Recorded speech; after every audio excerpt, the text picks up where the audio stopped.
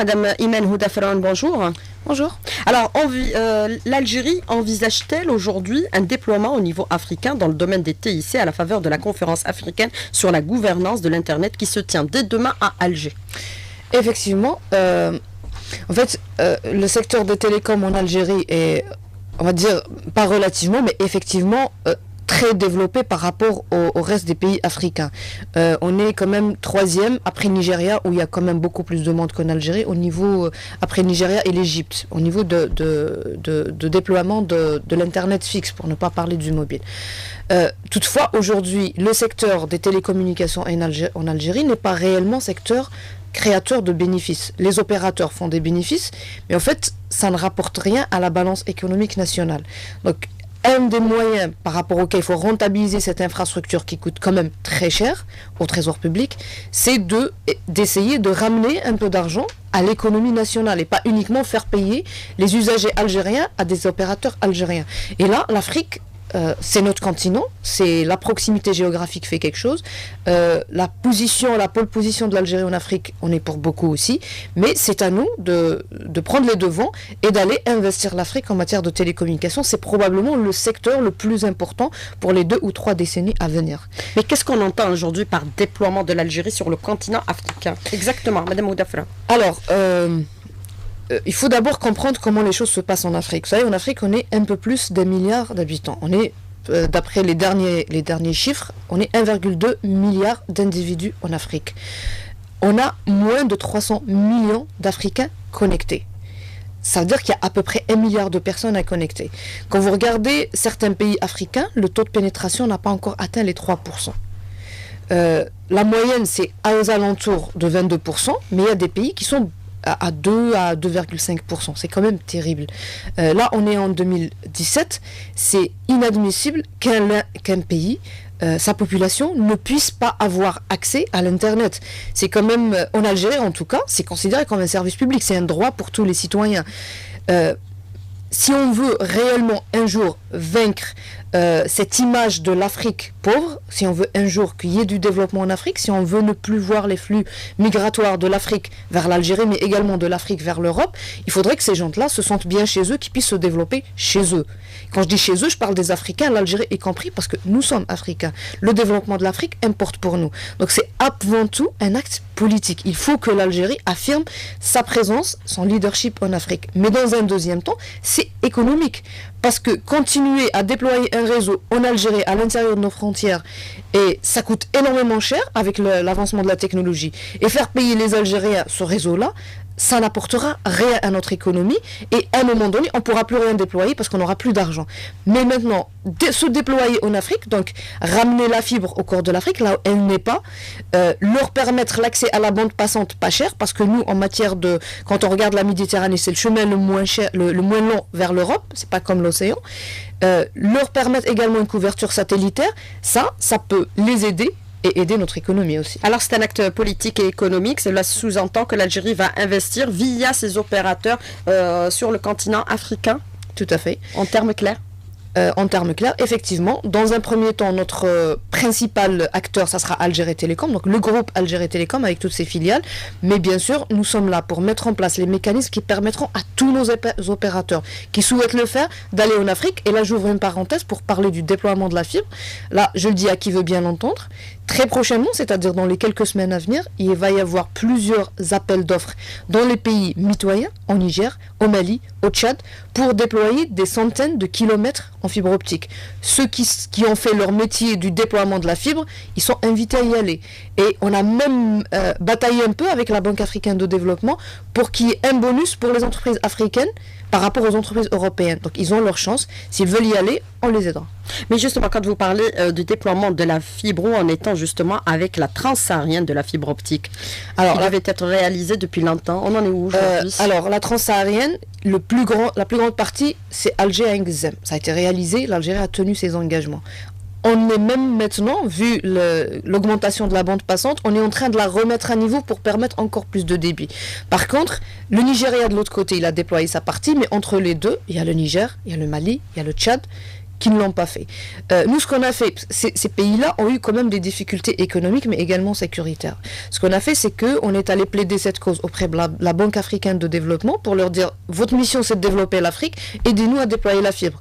Et là, c'est elle qui finance, en relation avec ces gouvernements, et on essaye, d'ailleurs demain on installera officiellement ici sur Alger le CLDT, le comité de suivi de la liaison transsaharienne, la dorsale transsaharienne, et c'est lui qui pilotera, qui essaiera de rapatrier des fonds, qui essaiera de piloter, de s'assurer sur le terrain que ça se réalise sur le Tchad, le Mali, le Niger, et on fait un appel à tous les autres pays africains, surtout les pays enclavés, pour nous rejoindre, pour leur permettre l'accès à une autoroute d'information et une bande passante internationale pas chère, parce qu'aujourd'hui, quand bien même on dit l'internet c'est cher en Algérie, allez au Mali, allez au Niger, allez au Tchad, allez au Nigeria, allez au Cameroun et vous verrez que c'est 10 fois plus cher. Mais justement, pour aller vers ces pays, d'abord il y a ce partenariat avec le Mali. On va commencer par le Mali.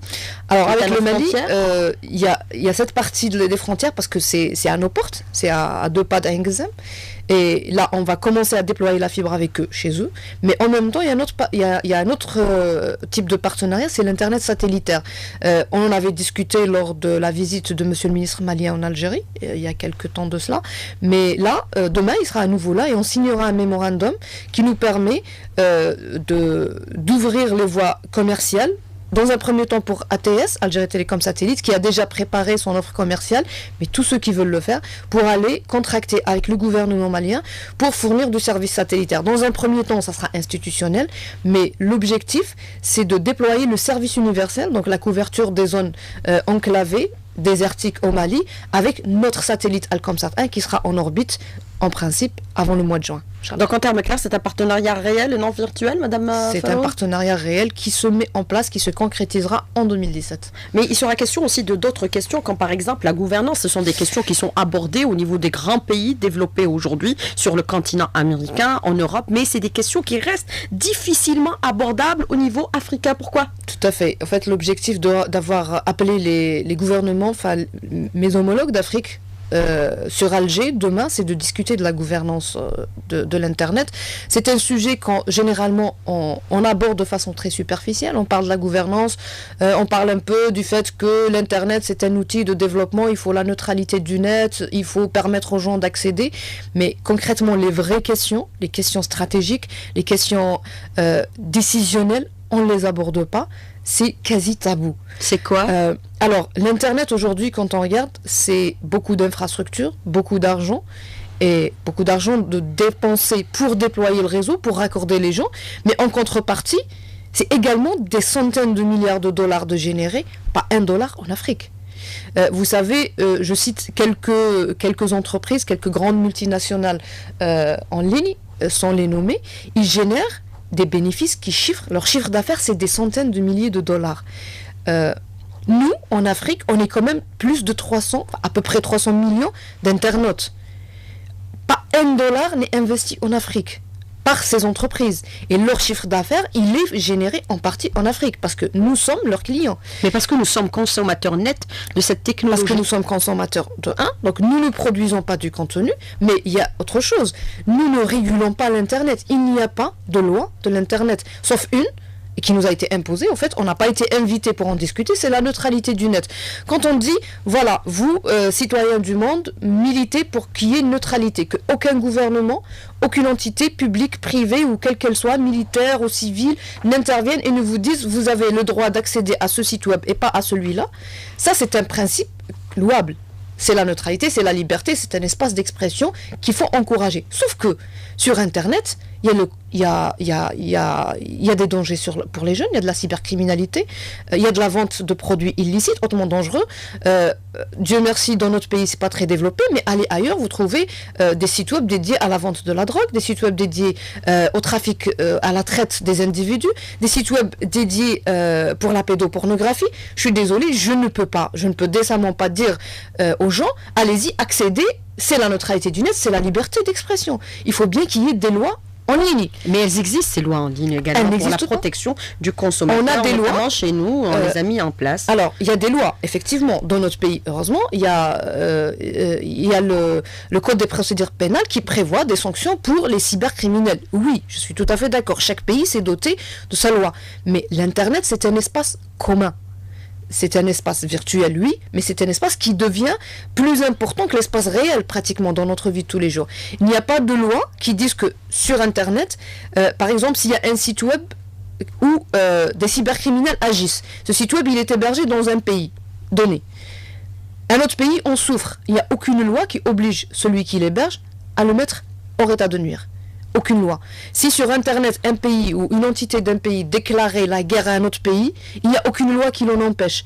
Si un pirate s'installait dans un pays donné et qu'il piratait les réseaux, les systèmes d'information d'autres pays, ils peuvent bien l'arrêter. Ils ne sont pas obligés. Il n'y a pas de loi. Il n'y a pas de réglementation.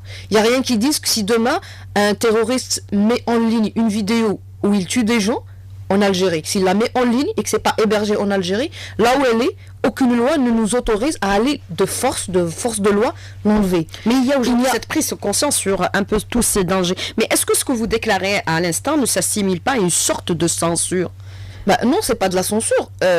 Vous savez, dans la vie de tous les jours, dans la vie réelle, si vous commettez un crime sur la voie publique, on vous arrête. C'est pas de la censure, c'est pas, on vous prive de votre liberté, on vous met en prison. Mais personne n'y voit rien de mal. Au contraire, l'État n'existe que pour ça. C'est le pacte social entre l'État et les citoyens. L'État est là, il les prive de leur liberté quand ils sont criminels. Je ne vois pas pourquoi ça ne se traduirait pas en ligne. Mais je n'ai parlé que d'un volet de la gouvernance. Probablement, il y en a un qui est encore plus important, c'est le volet économique. Quand un opérateur de service opère, il est domicilié dans un pays, il paye ses impôts dans ce pays, il emploie des gens dans ce pays, il crée de la richesse dans ce pays, et il se fait de l'argent dans d'autres pays, je suis désolé, je veux une loi qui l'oblige à investir là où il fait de l'argent. Mais quand je vous parlais de l'aspect économique aujourd'hui, est-ce qu'on peut considérer que le déploiement, par exemple, des opérateurs algériens au niveau africain, certainement ce sera le groupe Algérie Télécom, va rapporter de l'argent à l'Algérie, sachant que ces pays connaissent beaucoup de difficultés économiques actuellement? Alors, est-ce que la vision et l'objectif sont bien tracés de telle sorte, est-ce que ça soit aussi rentable en Algérie? Alors, si on parle, par exemple, des autoroutes de l'information, si on parle de la dorsale transsaharienne, mais j'espère que ça ne sera qu'un premier projet. Il faudrait mailler l'Afrique en fibre optique. Pour l'Algérie, ça sera piloté ou contribuer au pilotage d'un projet de déploiement d'un réseau filaire en Afrique. Par la suite, nous, ce qu'on va faire, c'est qu'on va acheter les capacités et on va les revendre en Afrique.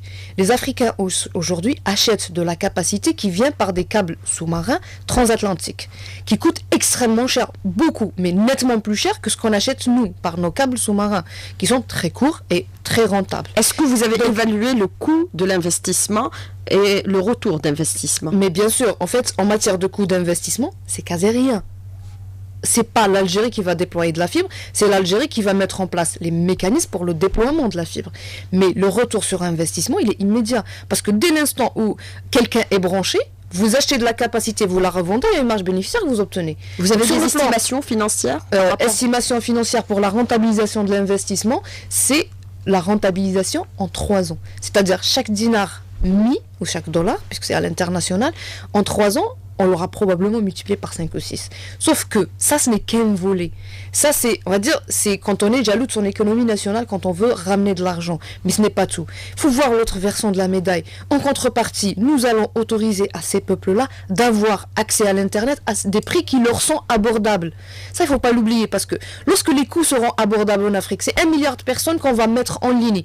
C'est de la matière grise à laquelle on va donner accès à l'Internet, à la formation, à l'éducation. Et c'est des gens, c'est nos compatriotes, c'est des gens comme nous, c'est des Africains qui vont militer pour que l'Internet soit un espace régulé à la faveur de l'Afrique, ce qui n'est pas le cas. Mais en chiffres, combien on va investir?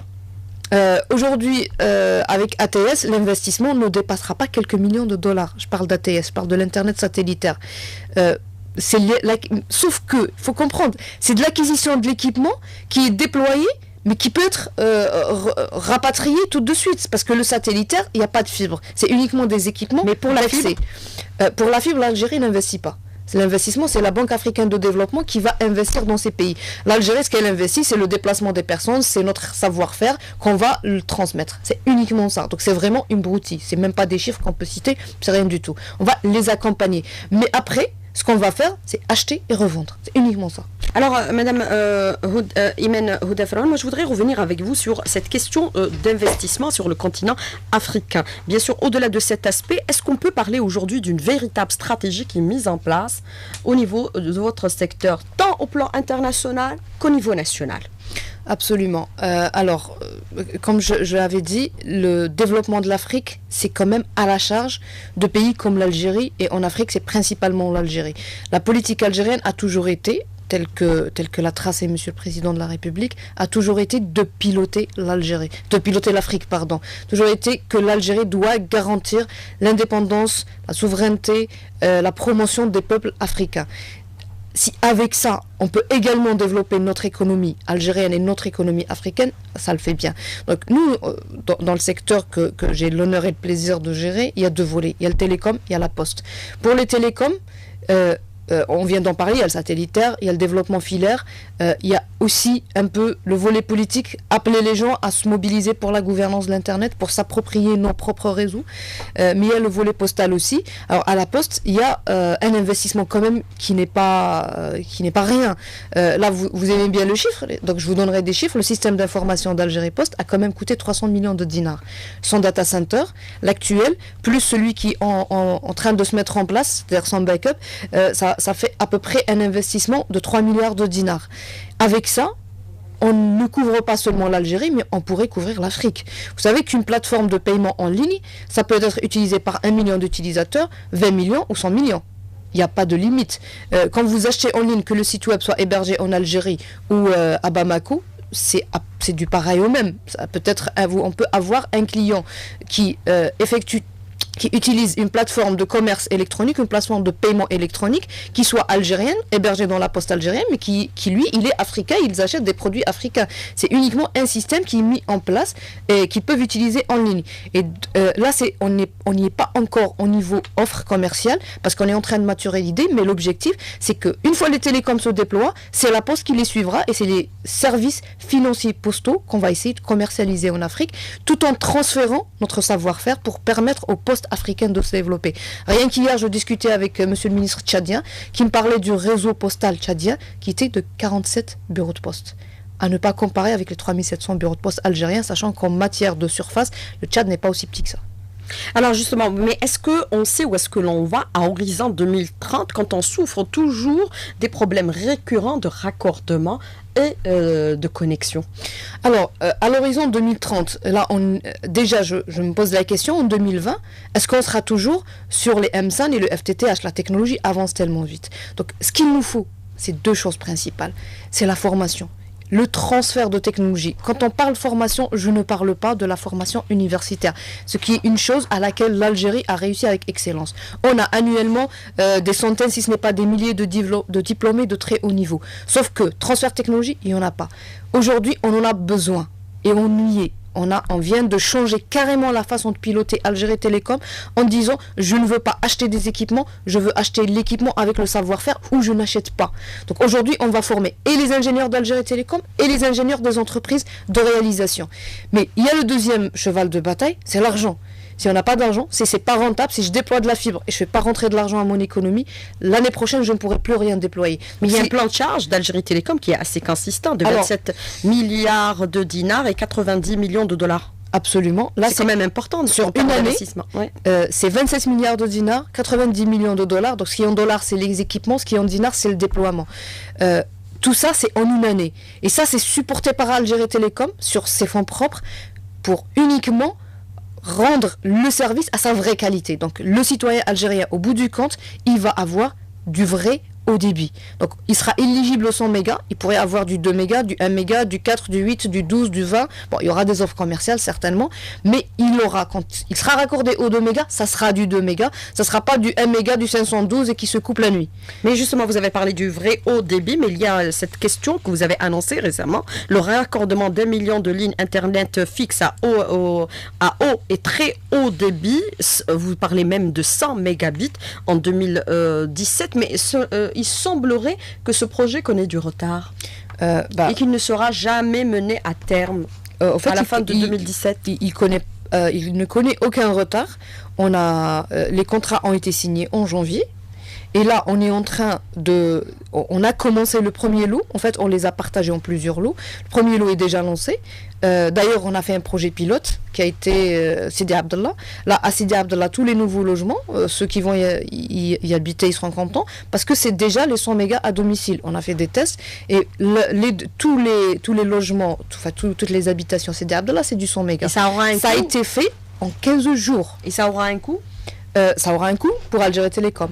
Pour le citoyen, ça n'aura pas de coût. En fait, on aura le 2 mégas qui sera au même coût, le 1 méga qui sera au même coût, le 8 mégas qui sera au même coût, sauf que le passage au FTTH coûtera un modem que celui qui est déjà raccordé ne paiera pas parce qu'il a le droit à une qualité de service. Celui qui n'est pas raccordé, il devra le payer indirectement en s'engageant à rester chez Algérie Télécom, mais sachant que de toutes les manières, il ne peut que rester chez Algérie Télécom.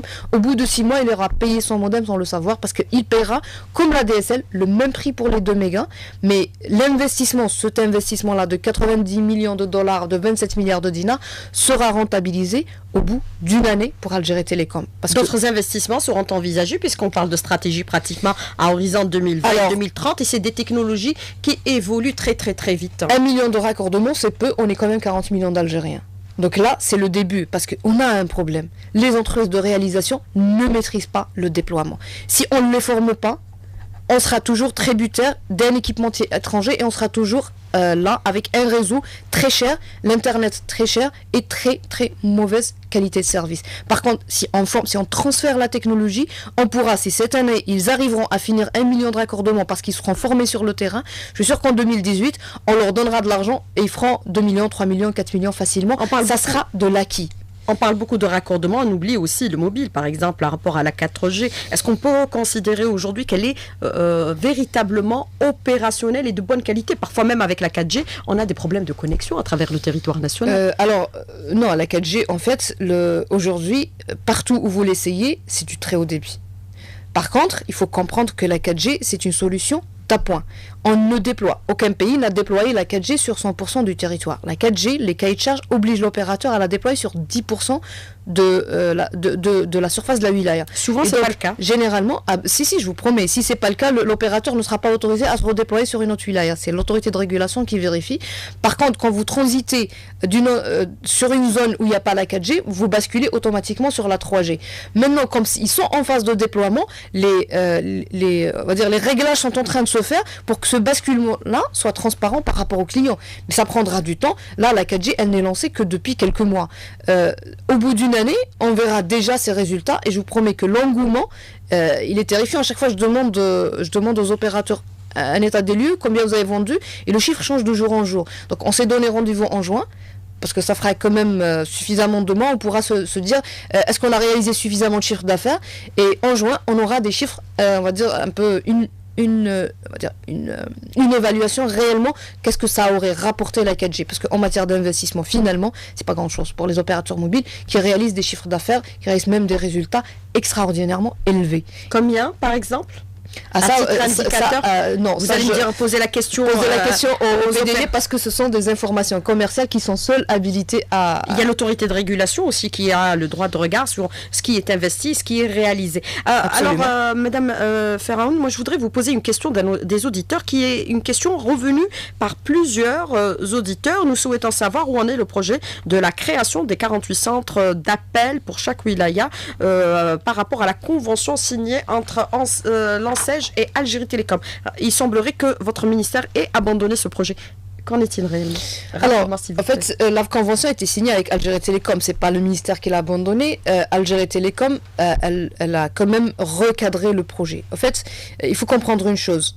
On a signé, Algérie Télécom a signé avec l'ANSEJ une convention qui stipule qu'il y aura création de plusieurs entreprises qui devraient avoir un plan de charge fixe annuellement qui est ou pas du travail. Le nombre d'entreprises créées est supérieur à ce que Algérie Télécom peut supporter et supérieur à ce que Algérie Télécom peut mobiliser en matière de plan de charge. Donc définitivement, on va avoir des entreprises défaillantes parce qu'elles n'auront rien à faire. Algérie Télécom serait dans l'obligation de leur fournir un plan de charge qu'elle n'a pas. C'est un modèle économique qui ne fonctionne pas. Vous allez les redéployer. Donc moi, ce que je leur dis aujourd'hui, vous êtes jeunes, vous êtes bien formés, venez, on vous formera sur quelque chose d'utile, qui rapportera de l'argent pour vous, pour nous, pour l'Algérie et pour notre avenir. Qu'est-ce qu'ils vont faire? On va les former sur le déploiement du FTTH, FTTX. On va les former sur les nouvelles technologies. Là où vraiment, ils vont rapporter quelque chose à notre économie. Ça ne sert à rien. Le métier de centre d'appel, c'est un métier qui ne peut être fait que par des jeunes qui veulent se faire de l'argent de poche. C'est pas un métier d'avenir pour les jeunes. Donc je leur lance cet appel. Venez, apprenez les nouvelles technologies. On ne vous fera pas payer ça. On vous formera gratuitement. Et vous aurez un plan de charge de 27 milliards de dollars uniquement pour 2017. Alors, justement, vous avez écarté toute éventualité d'ouverture du capital du groupe d'Algérie Télécom. À quand l'ouverture du marché de la connexion Internet à la concurrence et la fin du monopole d'Algérie Télécom sur cette question? Ce sont deux questions complètement séparées. L'ouverture du capital n'a rien à voir avec l'ouverture du marché. Oui, le capital d'Algérie Télécom, il n'est pas question d'ouvrir l'Internet.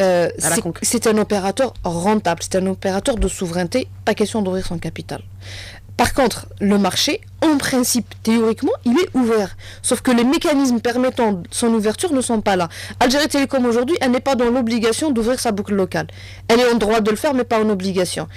Par contre, le projet de loi qui a été soumis, il permettrait de mettre en place avec la RPT le dégroupage comme obligation pour l'opérateur historique, chose qui a été faite dans tous les pays qui ont développé leur réseau. Est-ce qu'on peut penser que des opérateurs privés pourraient investir dans l'Internet? J'espère bien. De toute façon, c'est une section possible. Très rentable. C'est possible aussi. Absolument. De par la loi. Alors, je voudrais vous poser aussi une autre question qui revient souvent par rapport à ces questions, c'est les problèmes récurrents de connexion. Et je pense que ce sont des questions qui devaient être dirigées à l'endroit du PDG d'Algérie Télécom, que je voulais inviter déjà par le passé. Mais il n'est pas venu. J'espère qu'il va venir prochainement. Il répondra à toutes ces questions par rapport à la Poste. Vous avez parlé un peu de sa rentabilité. Il y a quelques années, elle était déficitaire. Il y a 2 ans, elle réalise des chiffres d'affaires quand même assez appréciables. Mais sur le courrier, nous avons des problèmes parce que si maintenant on se lance dans le e-commerce, il va y avoir des difficultés pour l'acheminement du courrier. Et ça, c'est le point faible d'Algérie Post. Absolument, c'est le point faible d'Algérie Post. Les factures n'arrivent pas déjà. D'accord. Écoutez, Algérie Post, c'est une entreprise de service public. Certains pays, africains notamment, à tort, ils ont adopté un modèle où ils ont séparé les services financiers postaux des services courrier-colis postal.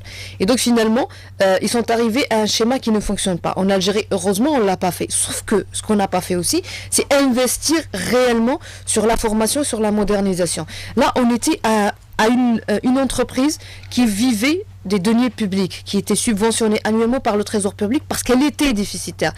Il s'agissait de moderniser et d'optimiser les mécanismes de fonctionnement. Aujourd'hui, Algérie Post, elle a généré en tout cas en 2015 un résultat net de 7 milliards de dinars. 2016, ça sera certifié dans les semaines qui viennent, c'est un peu plus de 7 milliards. Entre 7 et 8 milliards de dinars.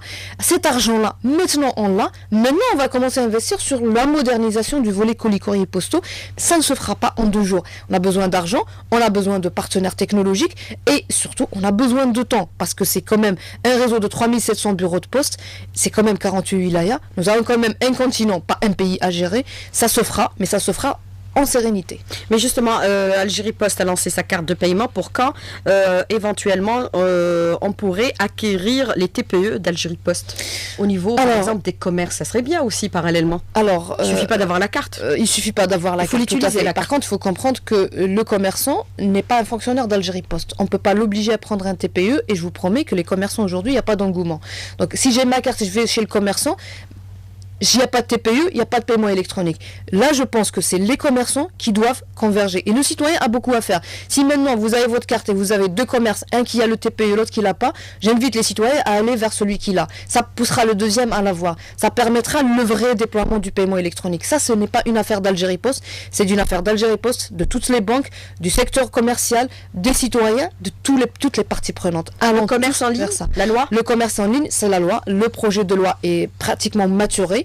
Il sera prochainement soumis à la validation définitive du Conseil du gouvernement, du gouvernement, puis le Conseil des ministres. Et j'espère qu'il ira vers l'APN. Mais ça, c'est des étapes administratives. Alors, Madame Faroun, vous avez parlé du fameux projet d'1 million de lignes FTTH en 2017. À mon avis, ça ne sera jamais réalisé. C'est un projet irréalisable. C'est ce que vous dit cet auditeur, qui semble bien connaître le secteur.